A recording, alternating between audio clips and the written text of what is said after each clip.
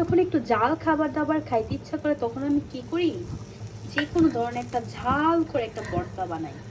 ভর্তা আমার ছোটকাল থেকে অনেক বেশি পছন্দ, আমি ভর্তাই বেশি পছন্দ করি মাছ মাংস থেকে আসলে। আর যখন ঠান্ডা বা জ্বর থাকে তখন তো খালি ঝাল খাইতে মন চায় আমার। এখনো অনেকটা ঠান্ডা, আমার ঠান্ডা ভালো হইতেছে না, এর মধ্যে আবার অনেক ঝাল খাইতে মন চাইতেছে।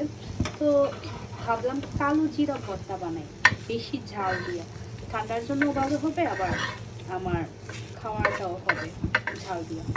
তো এটাই করতেছি এখন।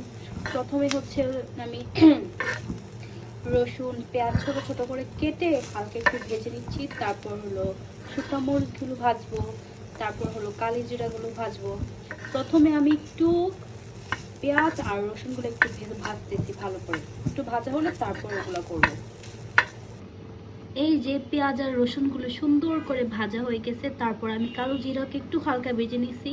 তখন আর ক্যামেরা অন করি না, ক্যামেরা অন করতে গিয়ে দেখবো যে পুড়ে গেছে, পুড়ে গেলে আবার তিতা লাগবে বেশি, এই জন্য হালকা ভাজা দিয়ে তাড়াতাড়ি উঠাই ফেলছি। তারপর এখন মরিচটা ভাজার পালা, এটা একটু ভয় মরিচ ভাজা নিয়ে। এই যে আমার ভর্তার জিনিসপত্র রেডি। এখন এটা ঠান্ডা হলে তারপর হচ্ছে আমি একটু ব্লেন্ডারে দিয়ে ব্লেন্ড করে নিব। পাটায় বাটলে তো আরও কথাই না, এটার টেস্ট আরও বেশি ভালো আসবে, বাট এখন পাটায় বাটা আমার পক্ষে সম্ভব না, তাই ব্লেন্ড করে নিব।